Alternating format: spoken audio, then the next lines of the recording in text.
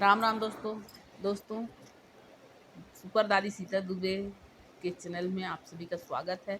और आज मैं आप लोग को एक अच्छी कहानी सुनाने जा रही हूँ। अगर मेरी कहानी आप लोग को अच्छी लगे तो प्लीज़ कमेंट करके ज़रूर बताइएगा और मेरे इस वीडियो को लाइक कीजिए। और अगर आप लोग मेरे चैनल में नए हैं तो प्लीज़ सब्सक्राइब कीजिए। ठीक है दोस्तों, तो चलिए अब मैं कहानी आप लोग को बताती हूँ। ये कहानी है एक गांव की। एक गांव में एक चोर और उसकी माँ रहते हैं। अब वो चोर बहुत शातिर रहता है, बहुत शातिर रहता है और वो दीवार फाड़ना, दौड़ना बहुत तेज, और भेष बदलना, जुआ के मतलब बहुत शातिर, मतलब शातिर ही रहता है। उसको ये सब गुण बहुत अच्छे से आता है। और उसके चोरी में उसकी माँ जो है ना, उसको मना करने के बजाय उसको और प्रोत्साहित करती है। तो वो माँ और बोलती बहुत अच्छा करके। तो एक बार क्या होता है कि वो भेष बदलने में भी बहुत माहिर रहता है, तो भेष बदल के और बहुत अच्छा सेठ साहूकार बन के और नाई की दुकान में जाता है। नाई की दुकान में जाता है, वहाँ नाई और नाई का एक छोटा सा बेटा भी रहते हैं। अब वहाँ नाई की दुकान में जैसे ही वो जाता है तो नाई सोचता है आज अच्छा कोई बड़ा आदमी आया है, मेरे को तो बहुत अच्छा आज कमाई हो जाएगा, अच्छे से इसका बाल काटता हूँ तो मेरे को इनाम इनाम भी मिल जाएगा। वो नाई से बोलता है, नाई जैसे वो अंदर जाता है तो नाई पूछता है आपको क्या कराना है? तो बोलता है मेरे को बाल कटवाना है, नाखून कटवाना है। तो बोलता है ठीक है आप बैठिए, मैं आपका बाल भी काट देता हूँ, नाखून भी काट देता हूँ। अब वो खुश मन मन में खुश होता है कि इसका मैं बहुत अच्छे से मतलब वो करूँगा, बाल का कटिंग और मालिश वालिश कर दूंगा अच्छे से, तो ये मेरे को अच्छे से पैसा के अलावा, मतलब जो पैसा देना है उसके अलावा इनाम भी देगा। ऐसा सोच के नाई बहुत अच्छा सेवा करता है उसका। अब उसके बाद वो जब उसका सब हो जाता है तो बोलता है आपने बहुत अच्छा मेरा बाल काटा है, बहुत अच्छा मेरा मसाज किया है। मैं आप मतलब आप इनाम देने के लायक काम किए हो, लेकिन मैं ना अपना पर्स जो है वो घर में भूल के आ गया हूँ। तो एक काम कर लो कि आप अपने बच्चे को मेरे साथ भेज दो, मैं मतलब इसको दे दूंगा। नाई बोलता है कोई बात नहीं, ले जाइए। अब वो नाई के लड़के को साथ में लेता है और निकल जाता है नाई की दुकान से। अब नाई की दुकान से निकलने के बाद फिर वो दूसरे छोर में, गाँव के दूसरे छोर में जाता है और एक कपड़े की दुकान में घुसता है। अब कपड़े की दुकान में घुसने के बाद वो कपड़े की दुकान वाले को बोलता है कि भाई साहब मेरे को कपड़ा दिखा दीजिए, मेरे को बहु कपड़े लेने हैं और अच्छे-अच्छे कपड़े लेने हैं।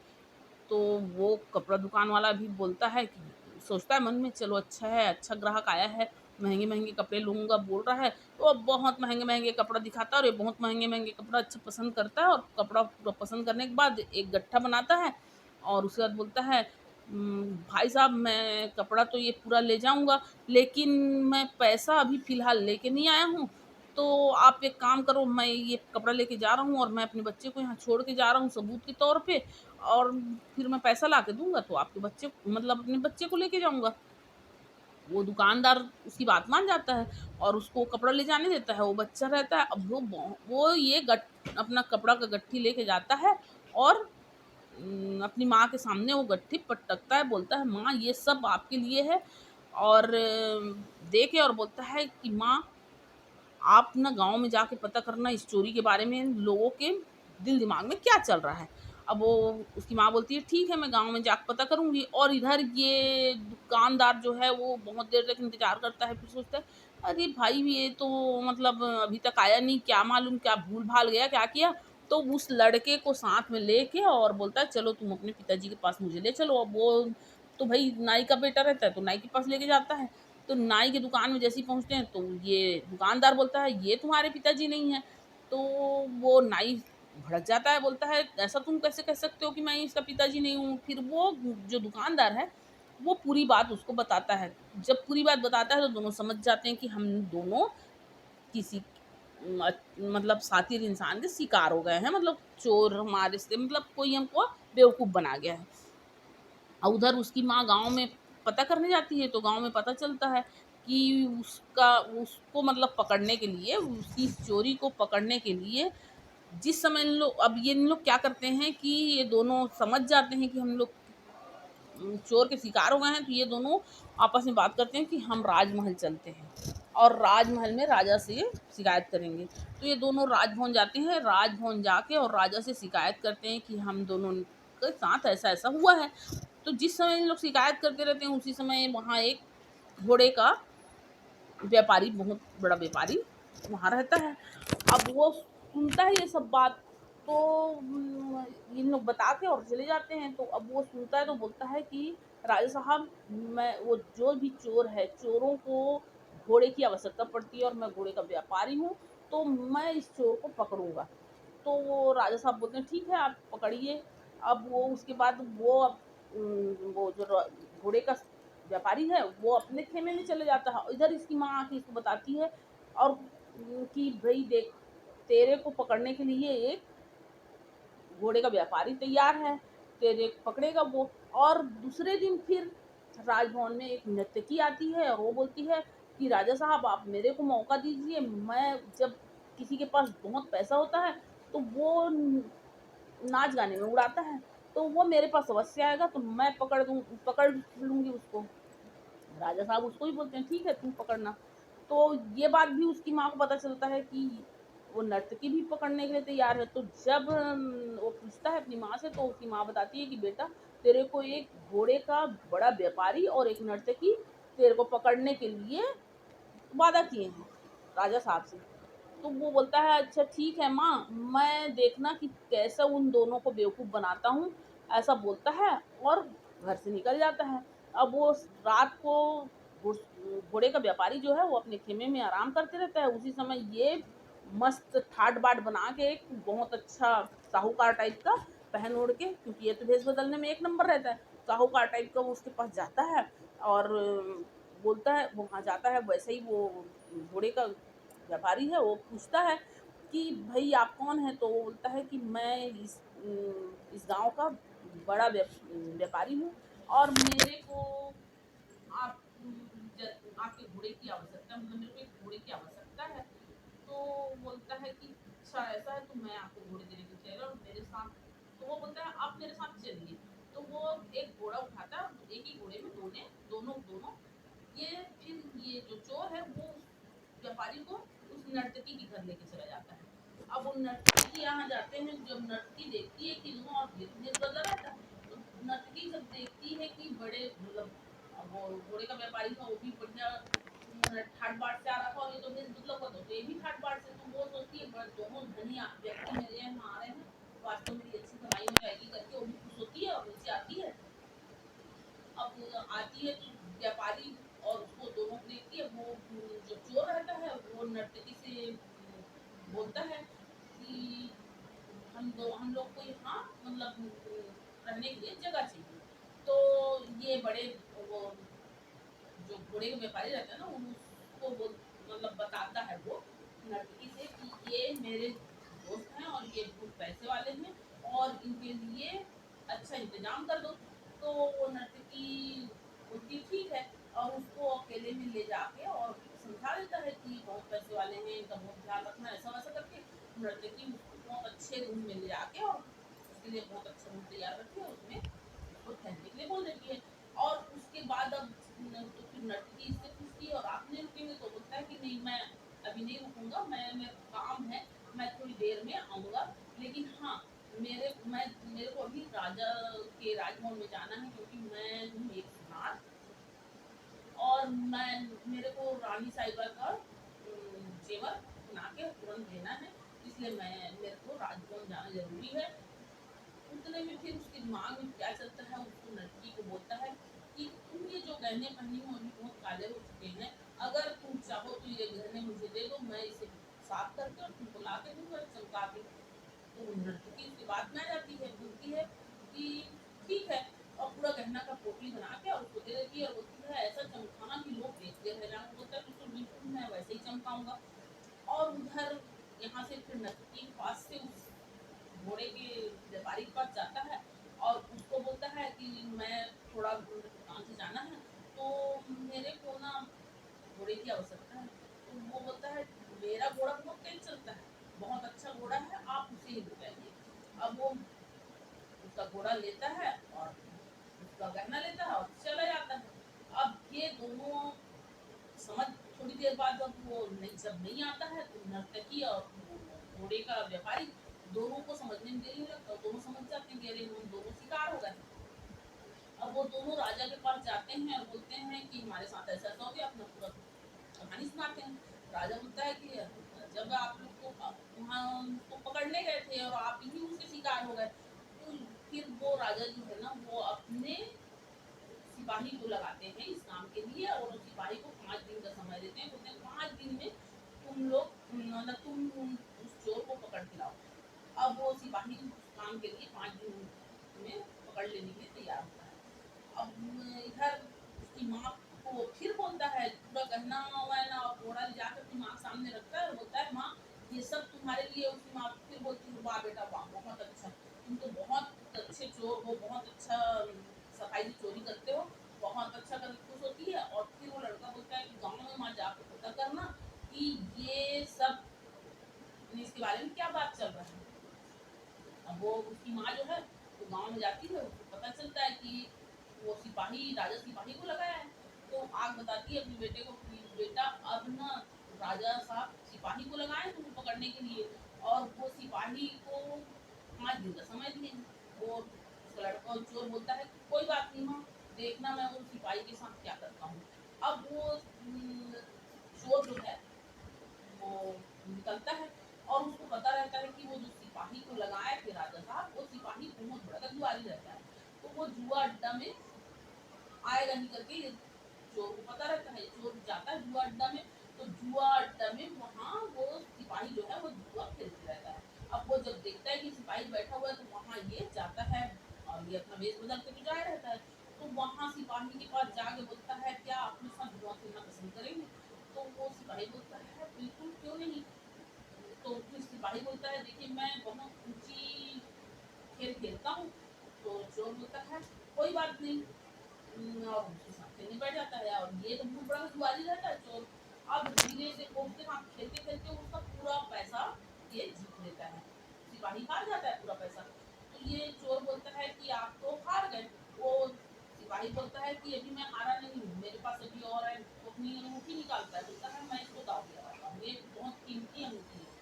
और वो उसको दाव में लगाता है। अब ये चोर मन में सोचता है कि मैं तो यही चाह रहा था। वो अंगूठी को भी ये जीत जाता है, और जैसे ही जीतता है वैसे ही राजा का एक और सिपाही जो है वो इसको बुलाने आ जाता है कि आप जो चोर को पकड़ने वाले को सिपाही को कि आपको राजा साहब तुरंत बुला रहे हैं। तो वो चला जाता है। अब वो चला जाता है और इधर ये अंगूठी को लेके और उससे जो भी धन दौलत कमाया रहता है वो सबको लेके और उसके घर चले जाता है, सिपाही के घर। और वहां जाके उसकी पत्नी को बोलता है कि देखिए आपके पति को अभी अभी राजा साहब के सिपाही पकड़ ले गए हैं, गिरफ्तार हो गए उनको, और थोड़ी देर में ही उनके सिपाही आके आपके घर से जितने भी कीमती सामान है उन सबको वो कर लेंगे, ले जाएंगे। तो वो बोलती है कि ऐसा मैं आपके ऊपर विश्वास कैसे कर सकती हूँ। तो बोलता है कि देखो मेरे को आपके पति भेजे हैं और बोले हैं कि जितनी भी कीमती सामान है उसको कहीं सही जगह में पहुंचा दो, ताकि वो राजा के धन तक ना जा पाए और वो सामान मेरे हाथ से ना निकल जाए, इसलिए आपके पति मेरे को भेजे हैं। तो वो बोली मेरे को यकीन कैसे होगा, तुम अंगूठी दिखाता है कि ये अंगूठी देख के तो आपको यकीन होगा, और अंगूठी देखती है उसकी औरत को यकीन हो जाता है।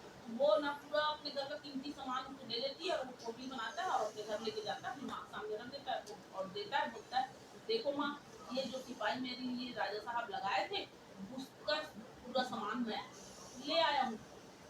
वाह बेटा वाह, बहुत अच्छा बहुत अच्छा, बहुत शातिर चोर है, बहुत अच्छा है, बहुत अच्छा काम किया। अब उसके बाद वो चोर जो है वो बोलता है अपनी माँ को, अब तुम जाके पता करना कि अब इस चोरी के बारे में क्या चल रहा है गाँव में। तो फिर वो जाती है गाँव में, और इधर वो सिपाही जो है वो अपने घर जाता है।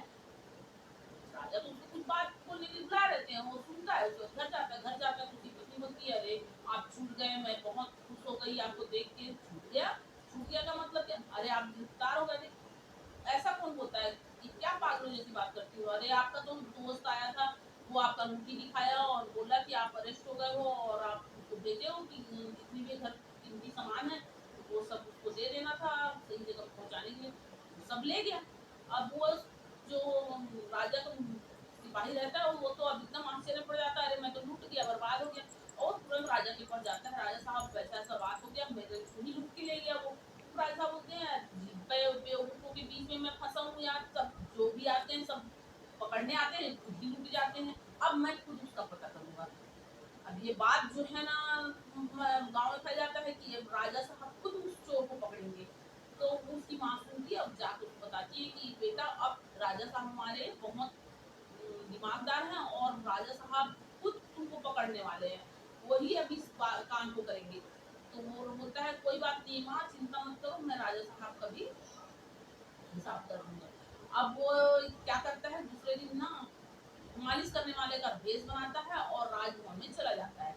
और राजभवन में जाके और वहाँ के जितने भी सिपाही रहते हैं दरबान, उनसे बोलता है कि मैं मालिश करने वाला हूँ और राजा साहब को मालिश करना चाहता हूँ। अब वो उन लोग उसको राजा साहब के सामने ले जाते हैं। राजा साहब के सामने जाके बोलता है कि मैं आपको मालिश करना चाहता हूँ राजा साहब।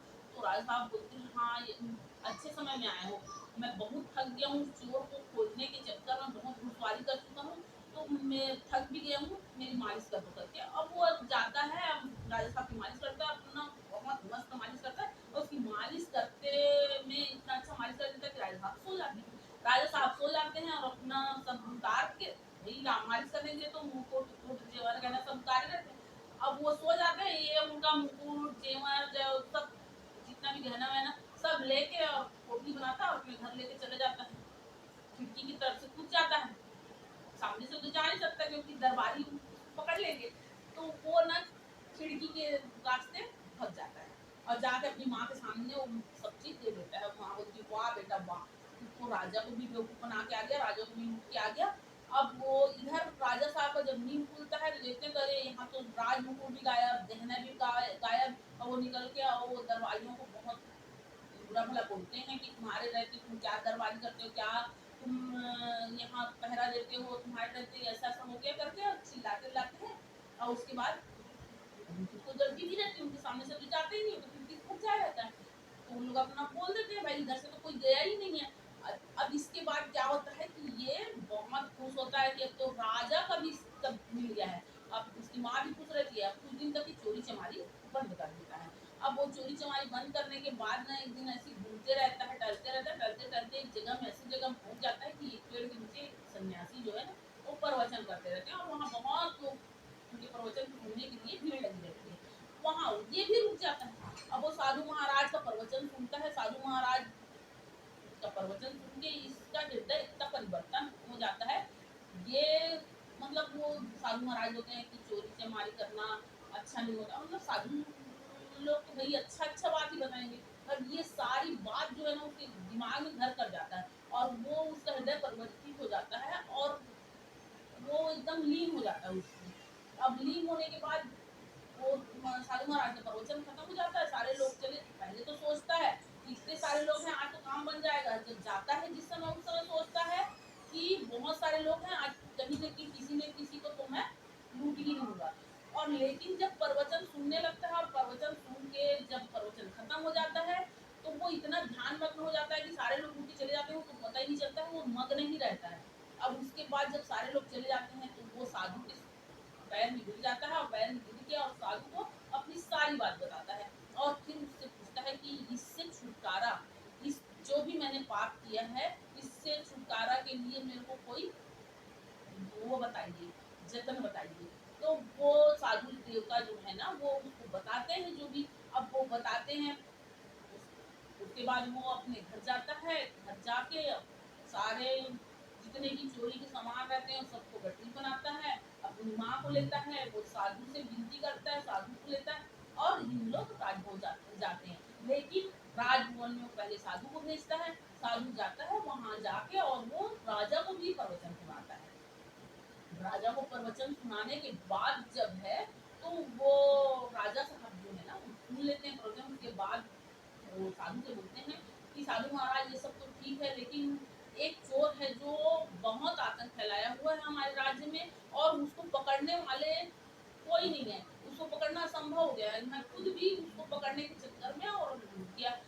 तो होता है साधु महाराज बोलते हैं कि वो चोर मेरे साथ है और वो चोर को सामने करते हैं। तो वो राजा साहब सिपाहियों को आदेश देते हैं कि इसको तुरंत पकड़ो और जेल में डाल दो। अब वो ना राजा के पैर में गिर जाता है चोर और बोलता है कि मेरे को माफ़ कर दो और मेरी मैं जो भी जितना भी सब लूट-पाट किया हूँ, वो सब सामान अपने साथ लेके आया हूँ और मैं आपसे विनती करता हूँ कि ये सारे सामान जिनके हैं उनको वापस कर दीजिए और मेरी माँ भी आई है। अब ये चीज़ देख मतलब वो वैसा करता है तो राजा बोलता है ठीक है, तुम अपनी गलती को माने हो और अपना समर्पण किए हो, इसलिए मैं तुमको माफ़ करता हूँ। लेकिन आज के बाद ऐसी गलती कभी ना करना और तुम्हारे गुजर बसर के लिए तुमको इस राज्य में ही काम धंधा मिलेगा, आज के बाद चोरी मत करना। ऐसा बोलता है राजा और उसको माफ कर देता है।